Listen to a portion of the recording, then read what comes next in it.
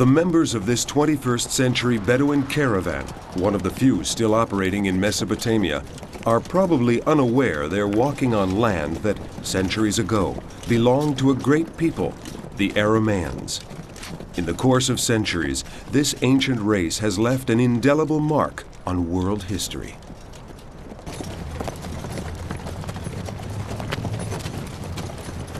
Today, it is as if the memory of this people has been lost in the mists of time. In a land that has nurtured hundreds and hundreds of years of history in which the Aramean heritage has played no role. Nevertheless, enclaves of Arameans live on, a few still clinging to their roots in the Middle East, the majority dispersed in communities scattered all over the world, and all brought together by their church, the Syrian Orthodox Church, that has recorded their heritage and preserved their language.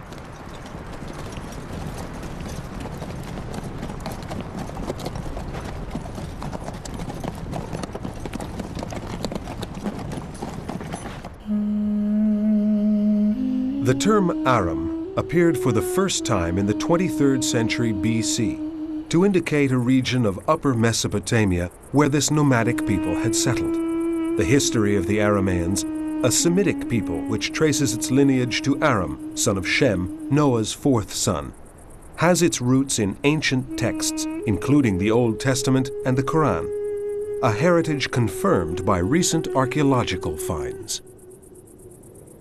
The Bible tells of Abraham, the wandering Aramean, from Ur of the Chaldees in southern Iraq, who settled for a long time with his family in the region of Aram Naharaim, meaning the Aram of the two rivers, the Tigris and the Euphrates, specifically in Haran, in the southeast corner of modern Turkey. Later, when Abraham wanted for his son Isaac a wife who was not from the land of Canaan where they had finally made their home, he sent his servant back to Haran. The servant found Rebekah, daughter of Bethuel the Aramean, son of Milcah, wife of Abraham's brother, and consequently the patriarch's great niece. When the servant first set eyes on her, she was fetching water at the well, a daily chore that continues today. Tell me, my child, who is your father? Can your father give us shelter for the night? I am the daughter of Bethuel, the son of Milcah by Nachor. We have no lack of straw and hay, and our home is a roomy house to lodge in. Later, when it came time for Isaac's son Jacob to marry, Isaac followed his father's example and gave his son this order. Go to Padan Aram, the house of Bethuel, the father of your mother, and take from there your wife, from among the daughters of Laban, brother of your mother. Jacob did as he was told, and found 3 shepherds minding their flocks near a well. My brothers, where are you from? We are from Haran. Do you know Laban, son of Nachor? We do. Is he well? Yes. Oh, that's his daughter Rachel approaching with the flock. Jacob kissed Rachel, a shepherdess like those still found today near Haran, and told her they were related because he was Rebekah's son. Therefore, he was an Aramean, just like her family. Abraham the wandering Aramean brings us to 1850 BC, but it is only in around 1100 BC that the first explicit mention of the Arameans appears in the annals of the king of Assyria, Tiglath-Pileser I, in which are recorded battles against the Alamu Aramean nomads along the banks of the Euphrates. I forded the river Euphrates 28 times and followed the Aramean people from Beshre to Tadmor, from the city of Rafik in Babylonia to the city of Anat in the region of Suhi, and to Gargamish and to the east of the plains of Srug. It was here that Dura Europos was founded as a river port and defensive point against attacks from Mesopotamia. This ancient city, founded in the 4th century BC by Seleucus, Alexander the Great's lieutenant and head of the Seleucid dynasty, was for a long time not only an impregnable fortress that defended the kingdom of Syria, but also an important trade center on the caravan route that linked Mesopotamia to the Arabian Gulf and to Antioch, the ancient capital of Syria. Captured and razed to the ground by the Sassanids in 256 AD, the city, or what was left of it, was buried under the sand for 1,700 years. Today, Dura Europos is one of Syria's most important archaeological sites, a veritable trove for archaeological finds and a constant source of precious information that serves to reconstruct the history and the customs of people who, like the Arameans, inhabited this area even before the city existed.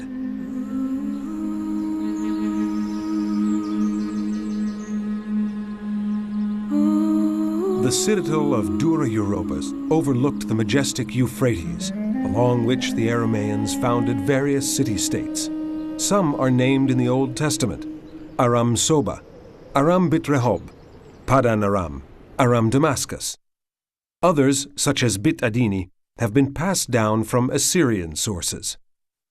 At the end of the 10th century BC, the Assyrian Empire started its expansion towards the west and gradually conquered the neighboring city-states that, until then, had maintained their independence. This is why documents regarding the Aramean civilization are often found in Assyrian-Babylonian archaeological digs.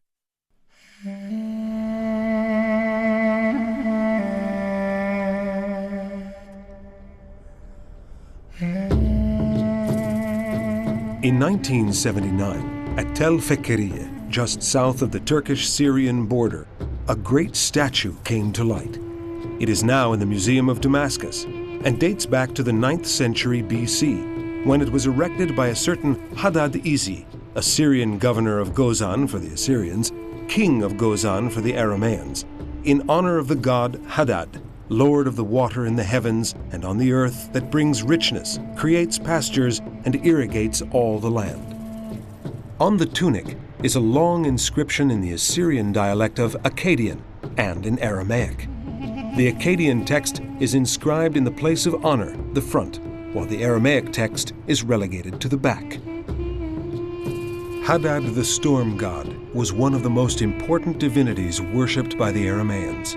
He is sometimes depicted brandishing thunderbolts, as on this stele in the Louvre in Paris. Hadad Izi of Gozan was not the only Aramean king to have left a relic that has come down to us intact. In the Museum of Aleppo, at the foot of a likeness of the god Melkart, an inscription attests to it being the statue that Bar-Hadad, king of Aram, erected out of gratitude to Melkart, his lord, who answered his prayer.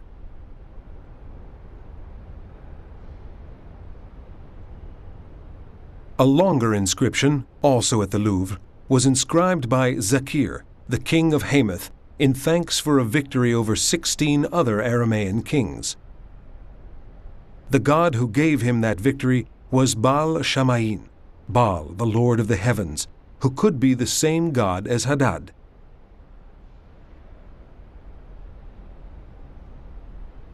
The longest of the ancient Aramaic inscriptions preserved in the National Museum of Damascus is, however, a treatise between a certain Bargaya, perhaps a high official of the Assyrian king himself, and Matiel, the king of the Aramean city-state of Arpad. In the text, Bargaya lists a series of curses against Matiel should the agreement ever be broken. If Matiel is dishonest in the dealings, let his kingdom become a kingdom of sand, a kingdom of dreams that dies like a flame. Let Hadad hurl his wrath and all sorts of disasters on the earth and in the heavens. Let him send hail unto Arpad. Let the locusts go mad for 7 years. Let not a blade of grass grow, that one can see neither vegetation nor green pastures. Let not the sound of a lyre be heard in Arpad or among its inhabitants, but only moans of desperation, crying, and lamentations. Aside from the inscriptions, there exists other proof of these Aramean city-states, such as the stone sculptures unearthed at Gozan Tal Halaf on view in the Museum of Aleppo.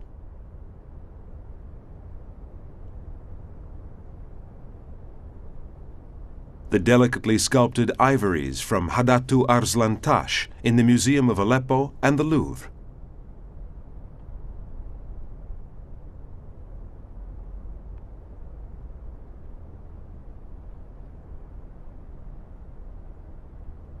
Fresco fragments from the mid-8th century, also in Aleppo. the frontispiece of the Temple of Hadad in the National Museum of Damascus.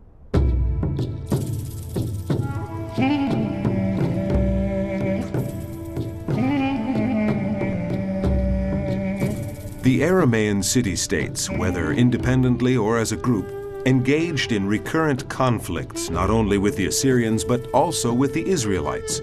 Like the Assyrians, the Israelites were defeated several times by the Arameans, who, in turn, were several times defeated by them.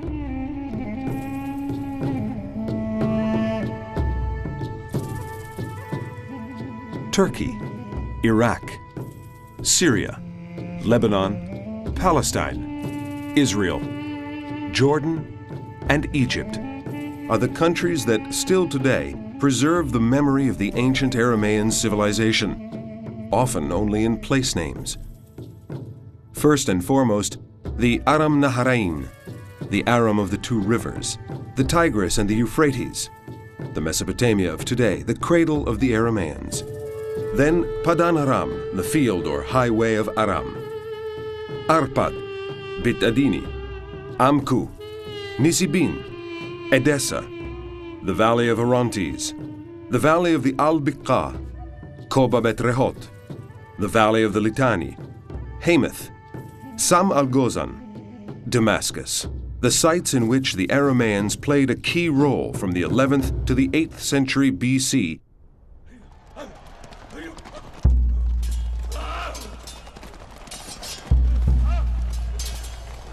in an endless succession of wars among themselves and against outside enemies.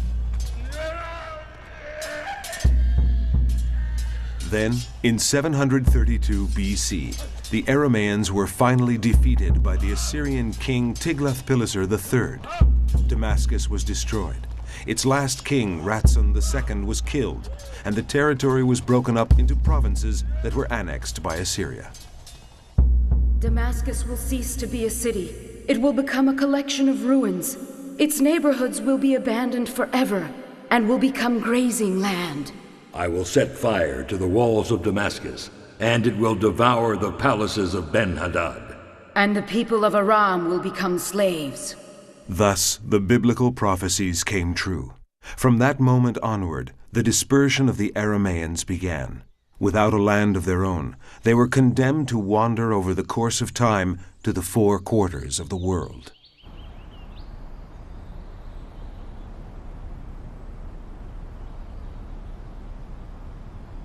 Nevertheless, in their own way, the Arameans actually conquered the world, not with arms and the might of their nation, but with a far more effective instrument, their language, that has survived through the centuries and has come down to us in the liturgy of the Syrian Orthodox Church and the other Syriac churches.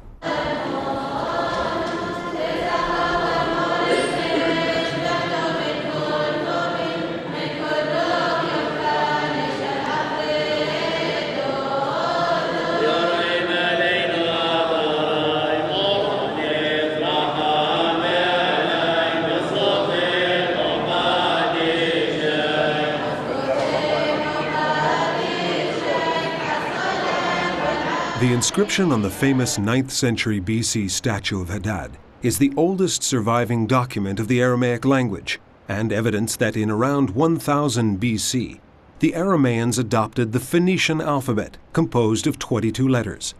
They used it without adding as much as one character, even though the phonetic system of the Aramaic language was much richer than Phoenician. Long before conquering the Aramean city-states, the Assyrians realized that it was much faster and more practical to write in Aramaic rather than Akkadian, the accepted language of the day. Akkadian contained an unwieldy number of characters compared to the 22 letters of the Phoenician Aramaic alphabet. In addition, Aramaic could be written with ink on skins or on papyrus, while the cuneiform Akkadian required a stylus which impressed the wedge-shaped characters onto soft clay tablets.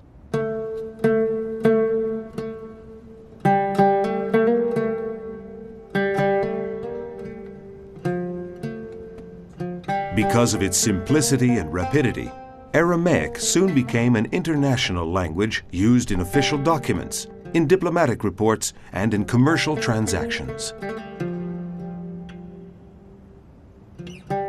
In the second book of Kings, the ministers of King Hezekiah, in order to avoid being understood by the people, ask the emissary of the king of Assyria, "Please speak to us in the Aramaic tongue, so that only we can understand you." 100 years later, a Philistine king wrote in Aramaic to the Pharaoh of Egypt, asking for military help to stem the advance of the Babylonian army. Paradoxically, after 732 BC, the year of the defeat of the last Aramean kingdom, the language of the defeated people became a universal language. Easier to write than Akkadian, and with instruments that were easier to come by, it was a kind of shorthand compared to the complicated Akkadian that remained a language for scribes and scholars, while Aramaic became a popular language used by all social classes. Thus, in due course, Aramaic spread throughout a vast area from Asia Minor and Afghanistan to Egypt and North Africa, reaching as far as India and leaving many traces of its presence.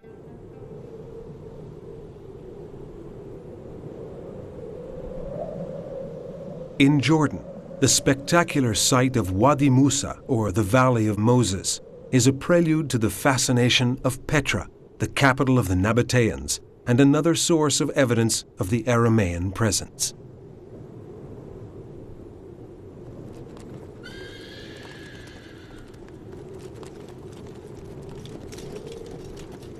We pass through the Sikh Gorge, following one of the many canals dug out of the rock as part of a complex irrigation system for which the Aramean Nabateans became famous. It leads us directly to the Pink City, as Petra is called, in reference to the color of the sandstone from which, one might say, it is sculpted.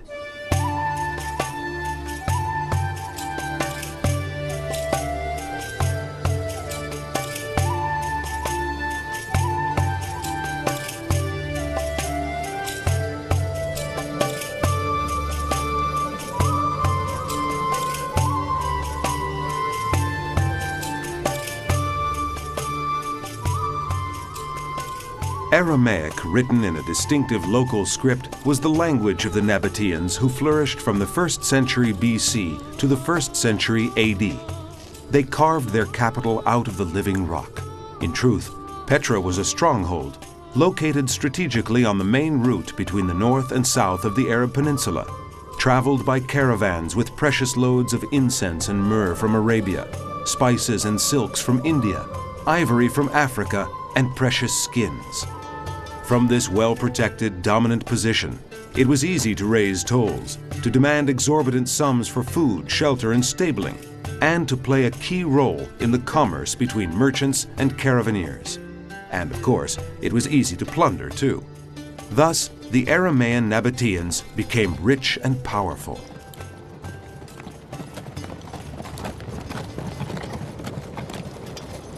Then, in 106 AD, the Romans incorporated the kingdom of Petra into the Roman Empire, making it the capital of the new province of Arabia. This led to the development of new caravan routes, slowly diverting trade away from Petra and causing its decline.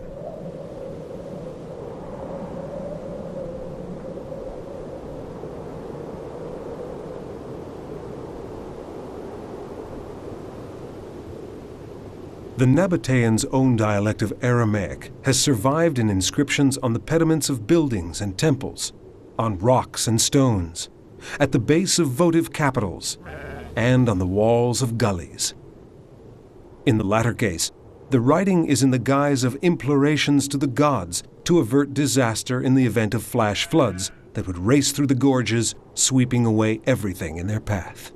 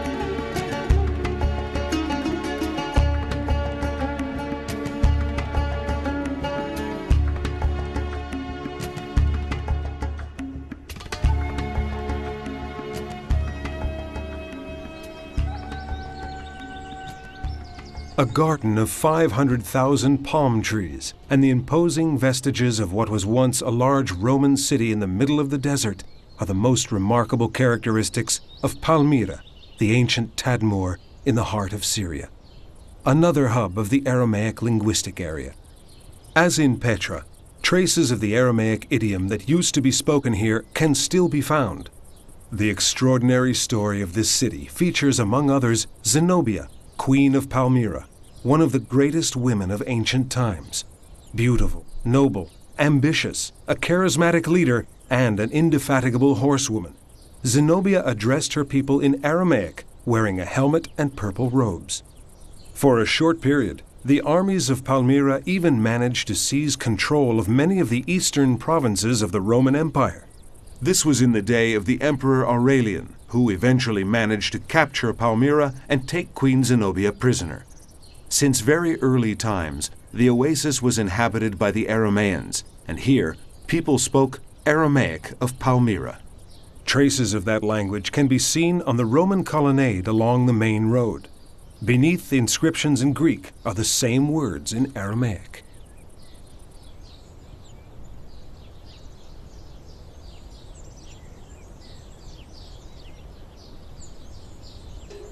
قبورة دنه عبد بالحزاي بر بريكي بر بالحزاي.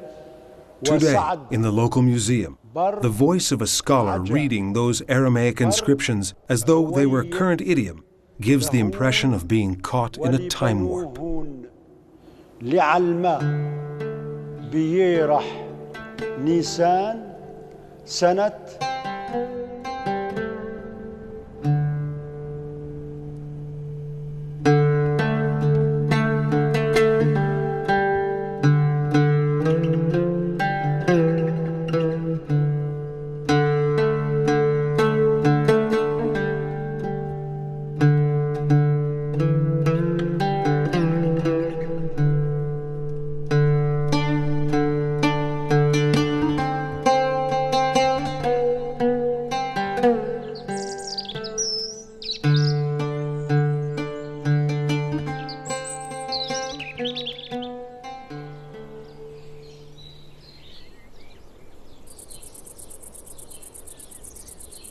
Hatra in Iraq was founded in the 1st century BC and was destroyed by the Persians early in the 3rd century AD.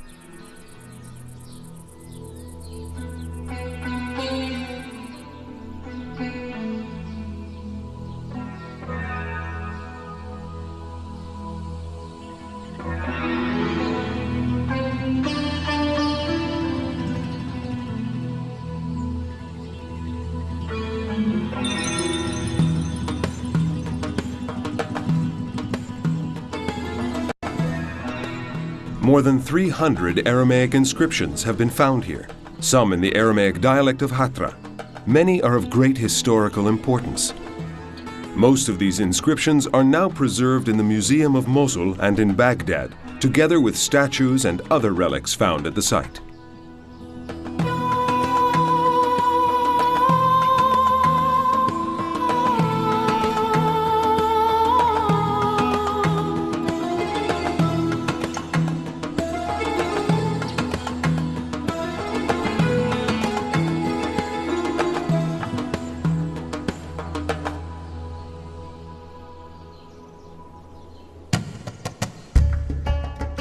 By the second half of the 5th century BC, Aramaic had become the most widespread language in Palestine, as everyday documents inscribed on pottery indicate. In 1947, at Qumran on the shores of the Dead Sea, a Bedouin boy looking for a goat that had wandered off entered a cave untouched by time and stumbled upon what is probably the most important archaeological find ever made in the Holy Land: a terracotta jar containing the oldest group of scrolls ever discovered of biblical and non-biblical manuscripts. It was the first of a series of such scrolls that subsequently came to light in 11 caves, an unprecedented treasure that continues to fire the imagination and polarize the interest of scholars around the world. One of the first and best preserved of the scrolls contained the book of Isaiah, copied many centuries earlier than any other surviving manuscript of this book. The Isaiah scroll is written in Hebrew, but another one contains an Aramaic translation of the book of Job. From the Jordan to the Dead Sea, from Judea to Galilee to Samaria, from Syria to the Negev to Sinai, Aramaic was the language of the people, and therefore also the language of Jesus and the apostles. When he addressed the multitude in the Sermon on the Mount, Jesus spoke in Aramaic.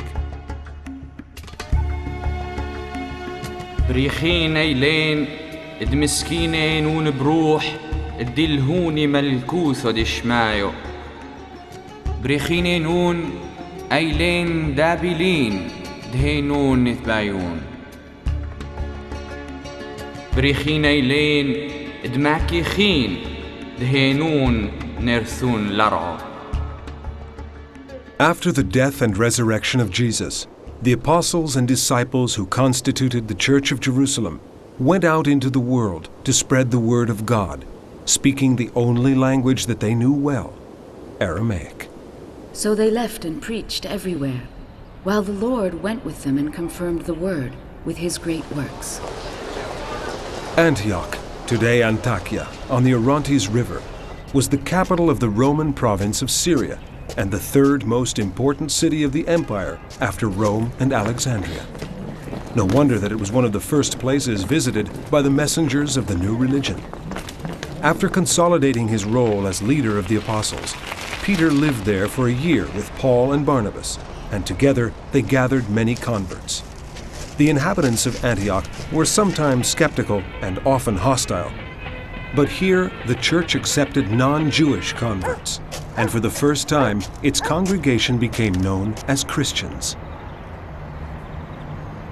The echo of those days seems to permeate the air around the ancient church cave on the outskirts of the city, where it's believed that Peter preached when he was in Antioch with Paul. The Crusaders added the facade at a time when Antioch was an important Christian base in Syria, but the cave still looks as it did in its primitive state. Originally, it was owned by the evangelist Luke, a native of Antioch, who gave it to the Christians so that they could have their own place to meet and pray together. Today, it's impossible for Christians not to be overwhelmed by the emotion of being in a place that has been sacred since the dawning of their religion.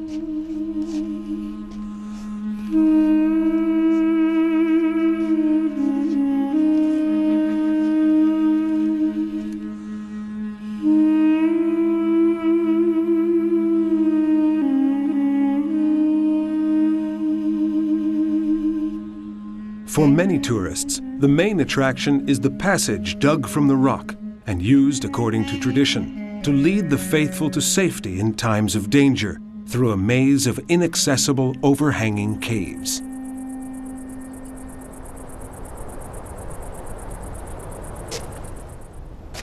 The cave church of St. Peter is still used. Pilgrims come here now and then to attend the solemn rites, unchanged by time, celebrated on special days, like the visit of the Patriarch to Antioch at the beginning of the 3rd millennium. For the most part, these pilgrims come from abroad, insofar as the local Christian community is now, unfortunately, almost non-existent.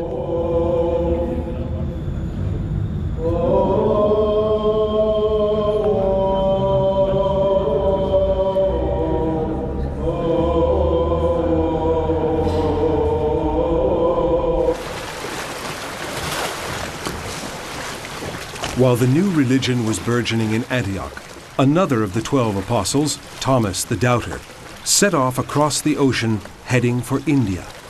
After a long and hazardous voyage, he finally set foot on the subcontinent's southernmost shores. And so, thanks to Thomas the Apostle, the Church of Christ gained a foothold in that remote area, and with the church came the Aramaic language.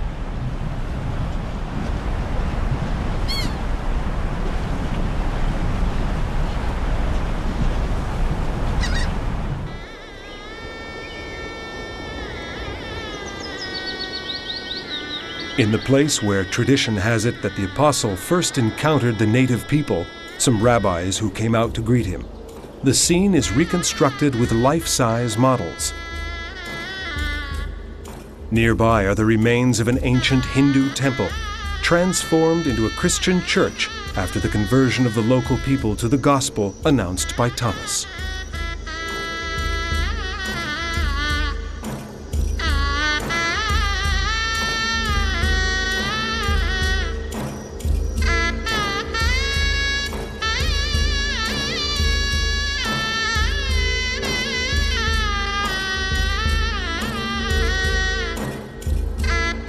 Centuries later, following in the Apostles' steps, Christianity spread to the center of southern India and Asia along the Silk Route. More often than not, this expansion was accompanied by the spread of the Syriac language.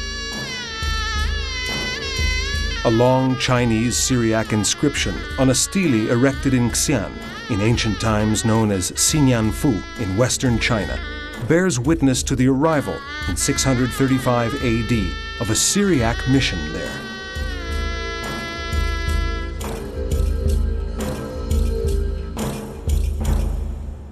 Additional evidence comes from a Syriac manuscript of the Gospel written with golden letters for a Mongol princess at the end of the 13th century that contains a portrait of the princess herself with her husband. Our quest to retrace the history of the Arameans takes us back to the biblical city of Haran in Upper Mesopotamia, one of the oldest centers of habitation in the world and the cradle of the Aramean population, the land of Abraham. And Terah took Abraham his son, and Lot the son of Haran his son's son, and Sarai his daughter-in-law, his son Abram's wife. And they went forth with them from Ur of the Chaldees to go into the land of Canaan. And they came unto Haran and dwelt there. This is Haran today. The current inhabitants are unaware of their Aramean ancestry and barely remember the name of their biblical ancestor, even though he is rapidly becoming the town's main tourist attraction.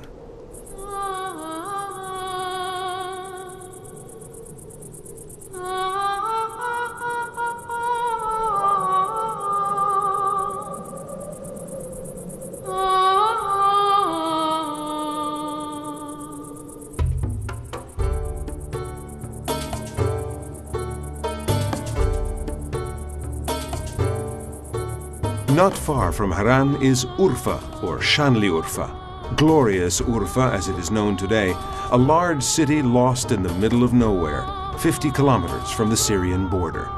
Originally, it was known as Edessa, and it is steeped in history.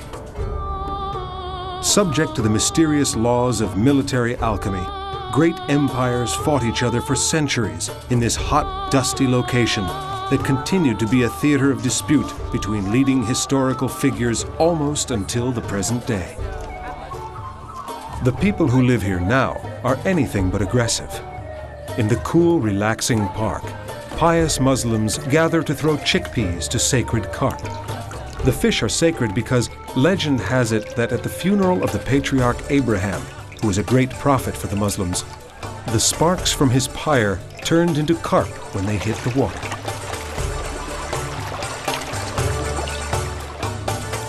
The entrance to the so-called Cave of Abraham is always crowded with pilgrims. According to a local legend that contradicts biblical history, this is the birthplace of the prophet Abraham, friend of God. Shanli Urfa is a melting pot of races and ancestries, Turks, Arabs, Kurds, and foreigners. The souk is emblematic of the ethnic mix.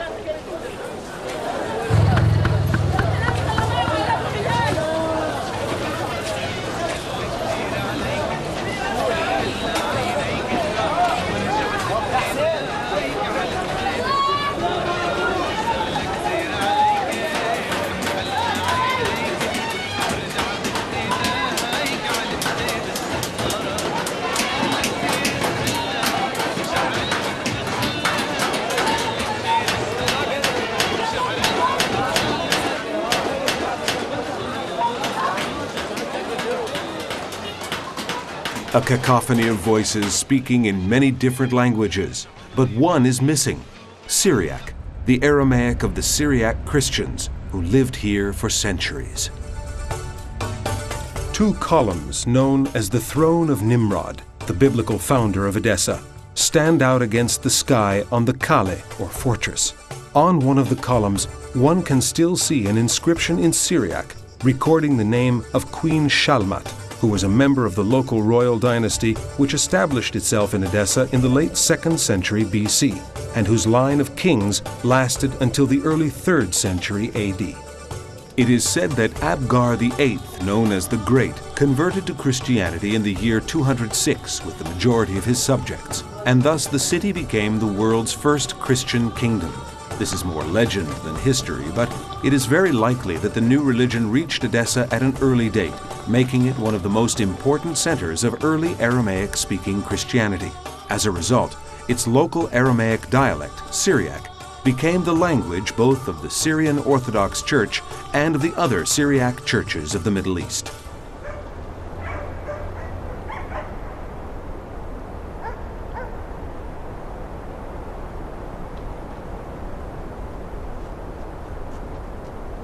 Today, however, there are no signs of a Christian presence. The Christian population here, as in many other cities and villages of Upper Mesopotamia, was forced to migrate, or more precisely, to flee from the hatred and persecutions that, in 1915, even took on the characteristics of genocide.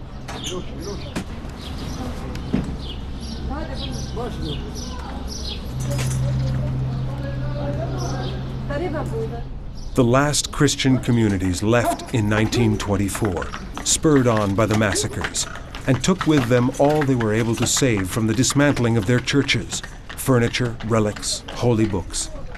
Everything was transferred to nearby Aleppo in Syria, where they were warmly welcomed and have been able to continue professing their faith in peace.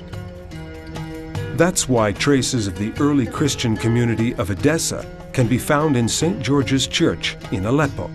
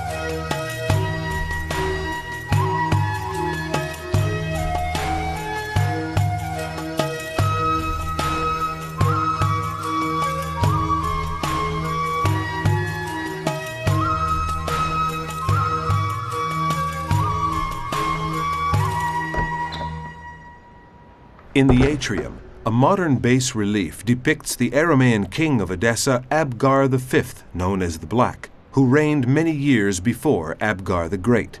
The king is depicted gazing at a linen sheet bearing the image of Christ. Tradition has it that Abgar the Black admired Jesus' miracles and sent a messenger asking him to come and heal a terrible illness from which he was suffering.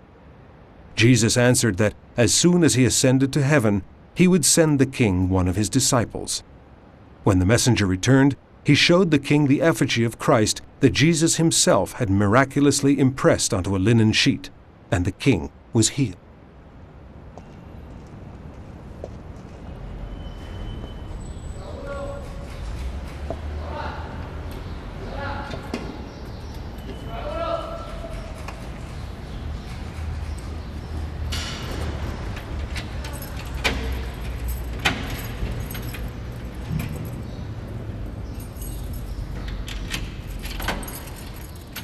3 keys are required to open the safe that contains the still intact holy books that belong to the Edessa community.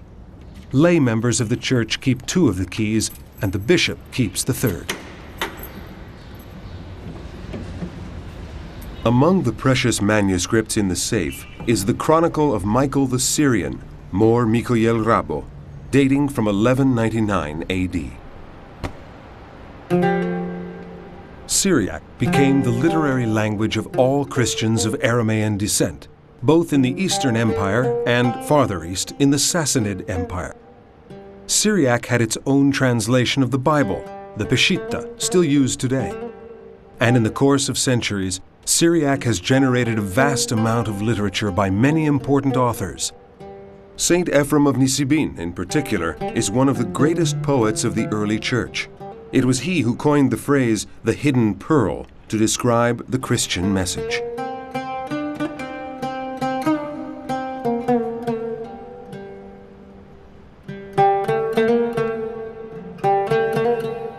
حد من يوم مرقونيثو شقلث آحي حزيت بهروزي بني ملكوثو يقني وطفصي دهوي رابوثو هوتلو معينو وشتي ثمينو روزا ودبرو في قدامي ملكوثو دشنايو المرقونيثو صمتوه أحاي عال فساد إيد تباقي بوه إزيد دحزيه من حد قبو هوت لوه أفي من كل جابين بصوته دبرو دلو متدرخد كولوه نهروي ري قدامي ملكوتو دشمايو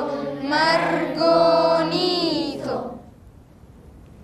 بخي شفيوتو حزيت الشفيو دلوم الدلح وابدا خيوتو روزو رابو فغرد موران ضم صالالو بلو فولوهو حزيت القشتو دلوم تفالخ ريخ قدامي ملكوثو دشمايو مرقونيتو. These Aleppo school children are reciting one of St. Ephrem's poems. It is as though their voices have crossed the border into Turkey, traveling to their ancestral home of Nisibin in search of the memory of Mor Ephrem the Syrian. Mor in Aramaic means Lord, Monsignor, or Saint. Until a short time ago, here in Nisibin, known today as Nusaybin, an inscription was to be found on the walls of this church, recording the date 359 AD, which means that Saint Ephrem himself might have seen it being built, since he was still living in Nisibin at the time. We searched for the inscription in vain in the church dedicated to Saint Jacob of Nisibin, another great Syriac saint that welcomed us in the empty silence of its splendid desolation.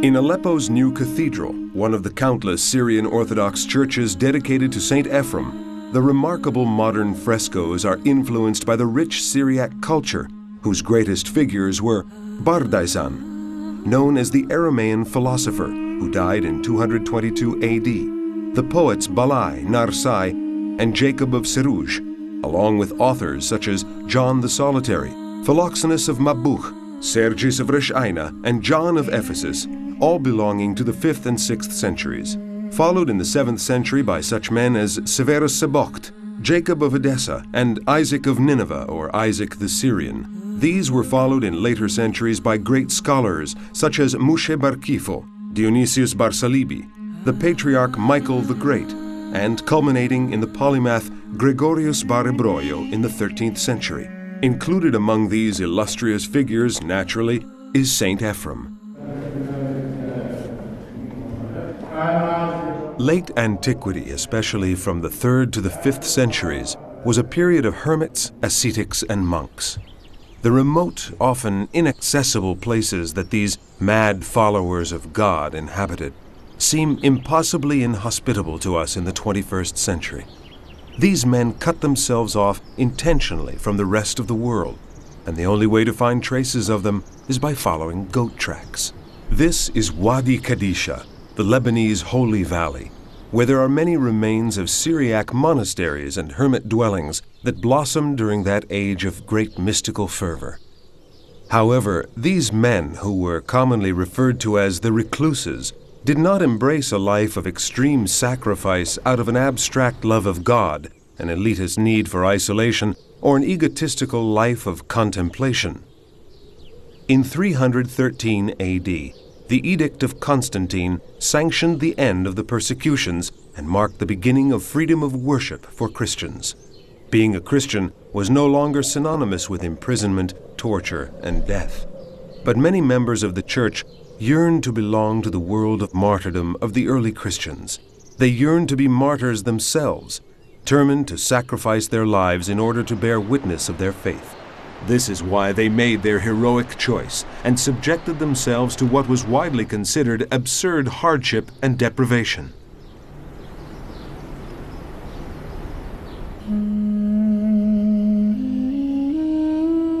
A hermit monk wishing to found a monastery would choose a cave big enough to contain a church.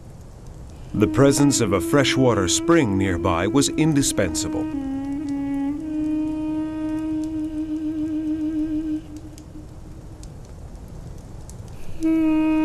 For several years, such a monk would live alone in the cave, praying and awaiting the arrival of fellow monks who would join him of their own free will, together with others who responded to his invitation. When the group was big enough, everyone worked together to build the church. Subsequently, the monastery would be built.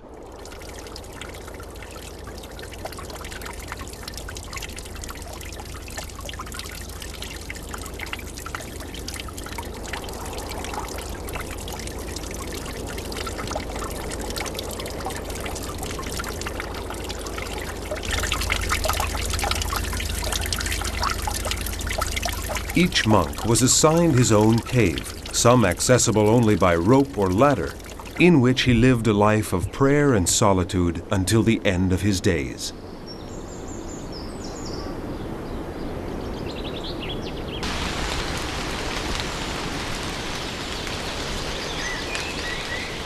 Every Sunday, the monks gathered in the monastery to take the Eucharist, to receive orders from their superior, and to collect a ration of bread, water, and oil.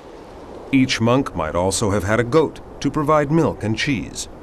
When they were old or ill, monks too weak to reach the monastery would be assigned younger monks who would see to their needs and nurse them until their final hour.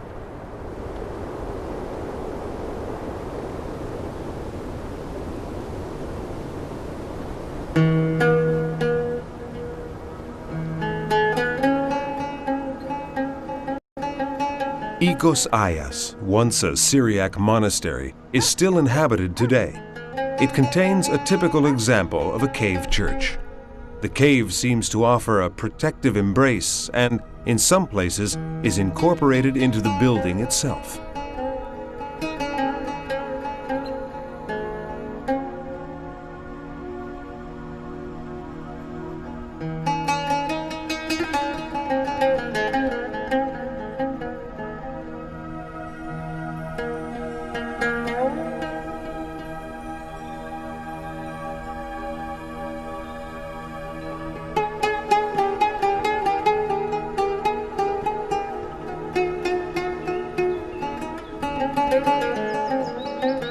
A few other active monasteries can still be found in this part of northern Lebanon, known as the Mountain of the Primitive City, and today called Wadi Kadisha, or the Sacred Valley.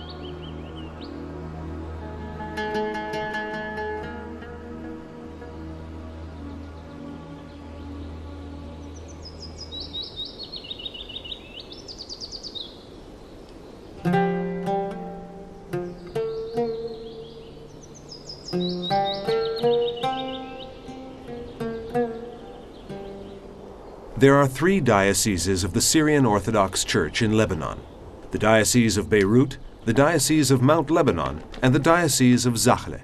Together with believers from different countries, the faithful who live here often visit the Holy Valley, following in the footsteps of the countless pilgrims who have passed through here over the centuries on their way to the Holy Land.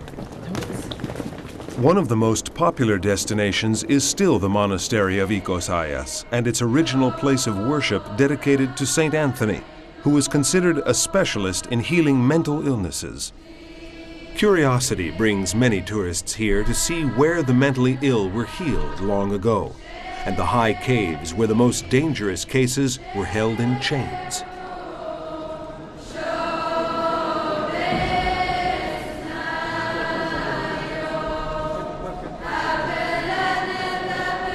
But most visitors come here to express their faith. Entire families will light a votive candle and pray together, to give thanks for answered prayers or to ask for grace, to pray for the health of a family member or for the success of a project. Barren women pray for children, and unmarried women pray for a husband. Examples of simple devotion that always demand respect.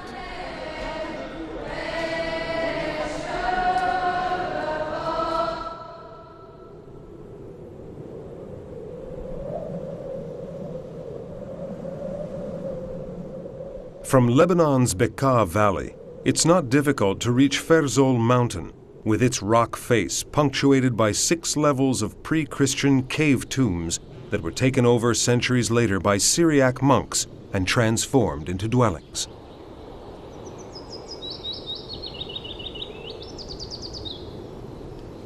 Evidence of a pagan past is everywhere, in symbols of Phoenician divinities, and in cells where bloody sacrifices were offered.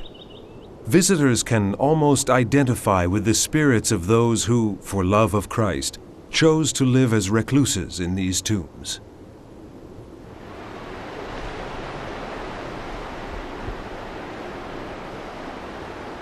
Dominating the upper reaches of the Orontes River in the Bekaa Valley is the Cave of the Monk.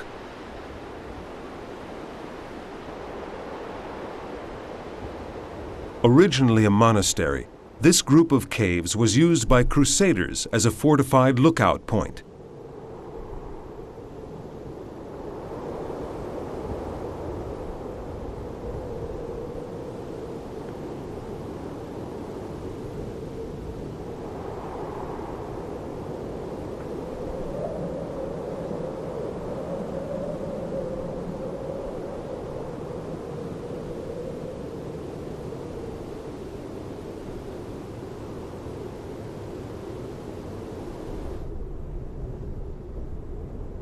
The vaulted ceiling is darkened a smoky black by torches and fires kept constantly alight to protect the cave's inhabitants from the merciless cold of the long Lebanese winter. Those who make the climb up here are rewarded by the simple signs of devotion that refer not to the Crusades, but rather to men whose eyes looked heavenward, men who chose to live in these austere caves during their earthly lives.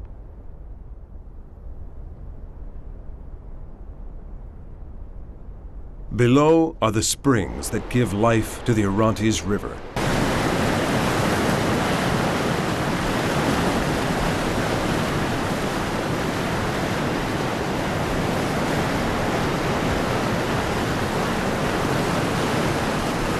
In Aramaic, the Orontes is called Alazi, the Rebel River, because an optical illusion often gives the curious impression that it flows uphill. The river flows in a wide arc through 3 countries, Lebanon, Syria, and Turkey. Ever since ancient times, it's been harnessed to power water wheels and still serves irrigation canals that turn arid, unfertile land into rich soil.